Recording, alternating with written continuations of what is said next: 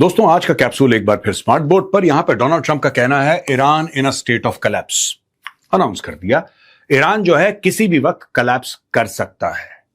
अब ये Donald Trump को किसने बताया है, डोनाल्ड ट्रंप ने किसको बताया, नोबडी नोज। लेकिन डोनाल्ड ट्रंप ये मानते हैं कि ईरान कोलैप्स होने वाला है, किसी भी वक्त कोलैप्स हो जाएगा। Trump says Tehran requested us to open Strait of Hormuz as talks remain stalled. US President Donald Trump on Tuesday said Iran is in a state of collapse, even as he claimed that Tehran has requested White House to open the Strait of Hormuz. The US President didn't elaborate on how Iran had communicated the message. Trump also reiterated that Tehran was reeling under leadership crisis. Iran has just informed us that they are in a state of collapse. वही बार. Hormuz खोल दो, we are in a state of collapse. So Hormuz तो यार Iran ने खुद बंद कर रखा है ना। मैं आपको मैप पे भी समझाऊंगा। ये बार जो डोनाल्ड ट्रंप बात कर रहे हैं ना, this is also an effort and an attempt to confuse people. Donald Trump और the American let's say the American warships, इन्होंने स्ट्रेट ऑफ हॉर्मुज को ब्लॉक नहीं करा, वो तो ईरानियंस ने बंद कर रखा है। इनके जो शिप्स हैं they are towards the gulf of Oman. मैं आपको नक्शे पे बता देता हूं कि ये लोग क्या कर रहे हैं, किस तरीके से कर रहे हैं। ये बातें कि हमसे बोला है कि आप खोल दो, हमने ब्लॉक, आपने ब्लॉक नहीं करा, वो ईरान ने ब्लॉक कर रखा है। अब यहां पे एक और उन्होंने बोल दिया कि मिलिटरीली हमने डिफीट कर दिया ईरान को। एक और क्लेम है डोनाल्ड ट्रंप का, और ये इन्होंने बोला जब किंग चार्ल्स जो थे यूके के, किंग चार्ल्स के सामने, कि ये कहते हैं कि साहब हमने मिलिटरी डिफीट कर दिया पर्टिकुलर ओपोनेंट को। Charles agrees with me even more than I do. We are never going to let that opponent have a nuclear weapon. King Charles, in his remarks following Trump, did not address Iran or the conflict. The British monarch does not speak on behalf of the UK. ये एक position है British monarch की, उसके पास कोई ताकत नहीं है, उसका कोई ऐसे he does not control the parliament. Prime Minister is the boss. Keir Starmer अगर यहाँ पे आए और ट्रंप के साथ अग्री करे या डिसएग्री करे तो बात बनती है। किंग तो ठीक है, एक मोनार्क है, एक सेरेमोनियल हेड है स्टेट का, दैट्स अबाउट इट। इससे ज्यादा कुछ भी नहीं है। तो यहां पे डोनाल्ड ट्रंप ने सामने वो बैठे हुए हैं किंग चार्ल्स को भी फंसा दिया डोनाल्ड ट्रंप ने कि देखो हमने तो हरा दिया ईरान को। और ये जो चार्ल्स बैठे हैं सामने, किंग चार्ल्स, ये कहते हैं कि हाँ बिल्कुल, आप बिल्कुल ठीक कह रहे हैं, मैं भी मानता हूं आपने ईरान को हरा दिया। पर ईरान नहीं मान रहा है इसमें, किंग चार्ल्स भी मान रहा है, ट्रंप भी मान रहा है, सब मान रहे हैं। इसने सबको बीच में फांस लिया है। रॉयटर्स कह रहा है यही बात जो ट्रंप ने बोली थी, Iran wants US to open the strait of Hormuz as soon as possible.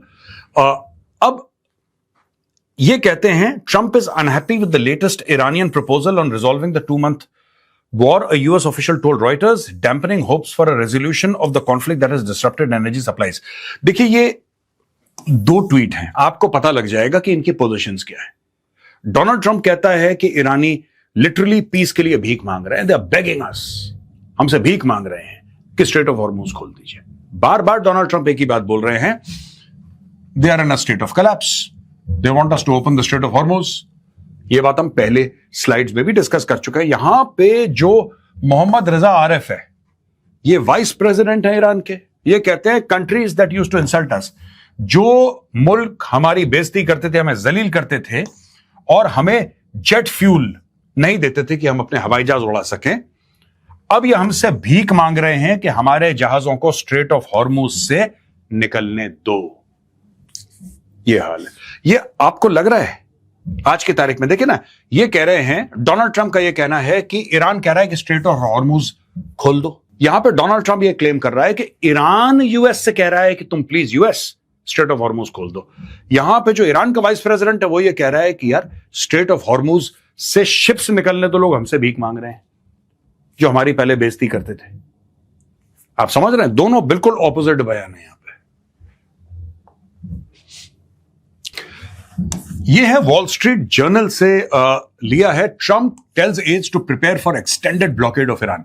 अब एक बात तो है दोस्तों, जो यूएस ब्लॉकेड कर रहा है ना, ये देखिए ये यूएस डिस्ट्रॉयर है, तो ये गल्फ ऑफ ओमान है, ये हॉर्मुज है, आपको पता है। तो ये कंट्रोल कर रहा है पूरा इलाका ईरान, लेकिन ये इसके बाद ये पूरा इलाका कंट्रोल कर रहा है यूएस। तो ईरान अगर कुछ भेजता भी है, जैसे आपने ईरान को, आप एक देश के शिप हैं और आप बहुत सारा तेल ले जा रहे हैं, ईरान कहता है आपको पैसे देने पड़ेंगे। आपने पैसे दे दिए ईरान को, एक बार आपने पैसे दे दिए ईरान को, तो उसके बाद क्या हुआ कि ईरान ने आपको परमिशन दे दी, या फिर आप एक मित्र देश हैं ईरान के और ईरान ने आपको परमिशन दे दी। यहां से आप स्ट्रेट ऑफ हॉर्मुज से गए, ईरान से परमिशन लेते, आप बिल्कुल आराम से गए और यहां पे आपको टकरा गया यूएस का जहाज, और यूएस का जहाज आपको यह कहता है कि आप वापस जाओ। तो आप कहते हैं कि भाई हमें तो ईरान ने परमिशन दी थी, हम तो इसलिए आए हैं, हमने तो पैसे पकड़ाए हैं ईरान को। यहां पे यूएस कहता है वो हमारा मैटर नहीं है कि आपने ईरान को पैसे दिए, परमिशन लिए, आप नहीं जा सकते, और अगर आपने पार करने की कोशिश करी तो हम फिर मिसाइल दाग देंगे या गोली दाग देंगे। तो ये यहां पे मामला चल रहा है। दो पावर सेंटर यहां पे दोस्तों काम कर रहे हैं। President Trump has instructed aides to prepare for an extended blockade of Iran. In recent meetings, including a Monday discussion in the Situation Room, Trump opted to continue squeezing Iran's economy and oil exports by preventing shipping to and from its ports. He assessed that his other options, resume bombing or walk away from the conflict, carried more risk than maintaining the blockade. Yet continuing the blockade also prolongs a conflict that has driven up gas prices, hurt Trump's poll numbers, and further darkened Republicans' prospect in the midterm elections. A senior U.S. official said that the blockade is demonstrably crushing Iran's economy. It is straining to store its unsold oil and sparked fresh outreach by the regime to Washington. अब ये इसमें देखिए, एक सच्चाई तो यह है कि नवंबर में मिड टर्म पोल्स हैं। उस सच्चाई से डोनाल्ड ट्रंप अपना मुंह नहीं मोड़ सकता, ना अमेरिकन गवर्नमेंट अपना मुंह मोड़ सकती है।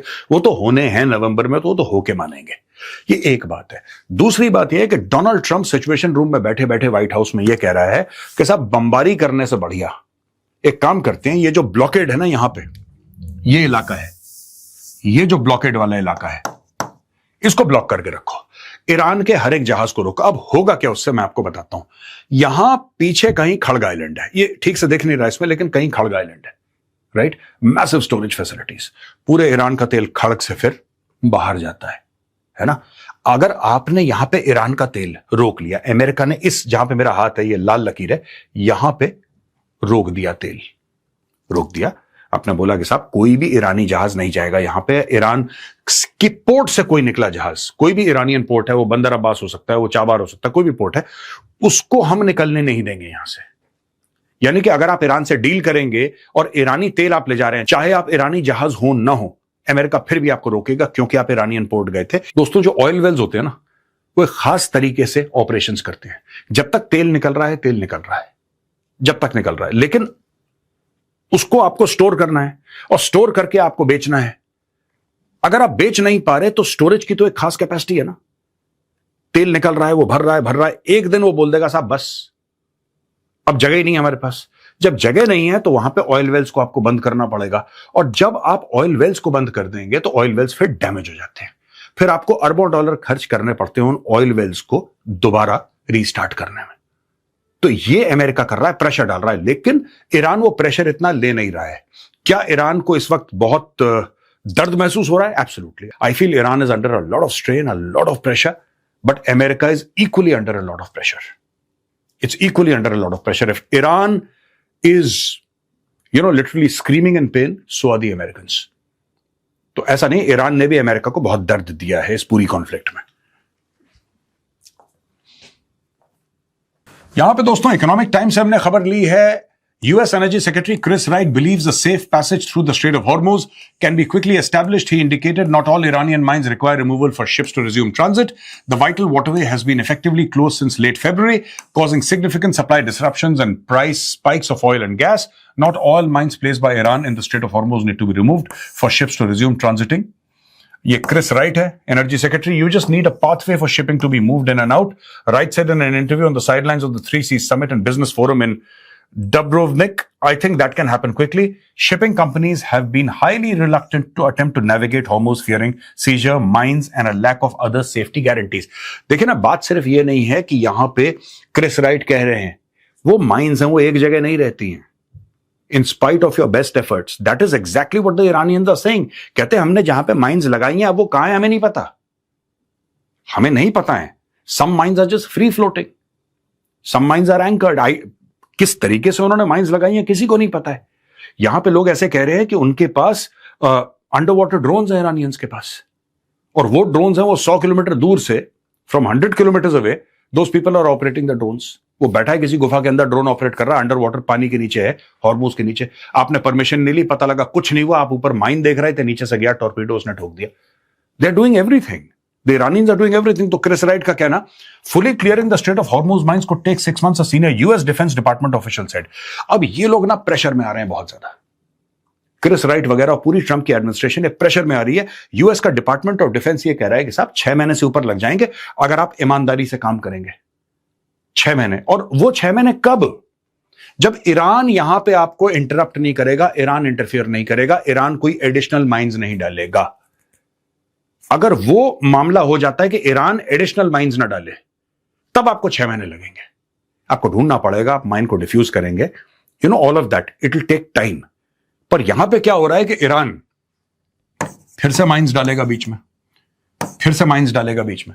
पूरे अगर ईरान ने पूरा का पूरा मामला अगर भर ही दिया, why only strait of Hormuz? अगर ईरान को और डराना है तो ईरान बोलेगा ठीक है, ये आगे चल के पर्शियन गल्फ में इधर भी हम माइंस लगा देते हैं, तुम अपने हार्बर से बाहर निकलोगे तभी फट जाएगी माइन, क्योंकि पूरा मामला तो ईरान का है ना, पूरा ऊपर तक। This all is Iran. अभी तो स्ट्रेट ऑफ हॉर्मुज एक बड़ा चोक पॉइंट टाइप का है, इसलिए चोक पॉइंट है ना, वहां पे फैला हुआ कर दिया माइंस का। क्रिस राइट का कहना है कि कोई फर्क नहीं पड़ता, कोने से निकल जाएंगे। ऐसे नहीं होता भाई साहब, and don't give this suggestion to people. These things are extremely extremely dangerous. अगर इससे जाने चली जाएंगी, आपके अरबों डॉलर के जो शिप्स हैं वो डूब जाएंगे अगर एक दो माइन एक्सप्लोड हो गई कहीं पे। और माइंस की कोई अकाउंटिंग नहीं होती ऐसे, उन्होंने हजारों की तादाद में माइंस डाल दी है। अब एक एक को ढूंढ के एक एक को डिफ्यूज करना। मैं आपको छोटा सा एग्जांपल देता हूं दोस्तों। अभी भी खबर आ जाती है कि सेकेंड वर्ल्ड वॉर में 40s में हुआ था, 39 to 45, ठीक है जी, इतने साल हो गए, आप ये लगा लो इतने साल, 80 साल से ऊपर हो गए।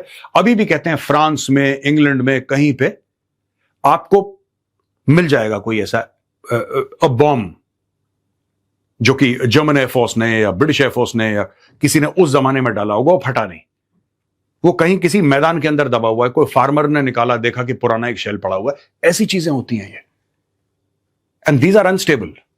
ऐसा नहीं है कि वो पुराना है तो आपने बोल दिया कि नहीं तो एक्सपायरी डेट हो गई है इसकी, वो खाने का सामान नहीं है वो कि जिसकी एक्सपायरी डेट हो गई है, वो एक्सप्लोसिव है। हाँ, वो एक्सप्लोसिव वहां पे मट्टी पानी में दबा हुआ है 80 साल से ज्यादा, लेकिन वो डैमेज कर सकता है, वो घातक है, इसीलिए उसको ले जाते हैं और फिर वो लोग इंजीनियर्स वाले आते हैं और उसको ब्लास्ट करते हैं किसी कोने में ले जाके, उसको खत्म करें। वैसे ये है, इतनी माइंस वहां पे डाल दी हैं, इट्स नॉट सेफ। ये क्रिस राइट पॉलिटिकल प्रेशर में आके कह रहे हैं कि नहीं आप जहाज ले जाओ, जहाज ले जाओ। शिपिंग कंपनी वाले क्या कह रहे हैं? साहब माइन से बच गए, वहां पे ईरानी ठोक देंगे। गारंटी कौन ले रहा है इसकी? आप गारंटी ले रहे हो। तो दोस्तों ये बड़ा चैलेंज है कि डोनाल्ड ट्रंप कह रहा है हम जीत गए, वो कहता है ईरानी हमसे कह रहे हैं कि स्ट्रेट ऑफ हॉर्मुज खोल दो। Fact of the matter is कि जो पूरा स्ट्रेट ऑफ हॉर्मुज का इलाका है वो ईरानियों ने बंद कर रखा है, अमेरिकन ने बंद नहीं कर रखा, और अमेरिकन जो हैं वो इधर हैं। This is where the Americans are, and ये है हॉर्मुज। अमेरिकन यहां हैं, ये ईरानियों ने ये ब्लॉक कर रखा है।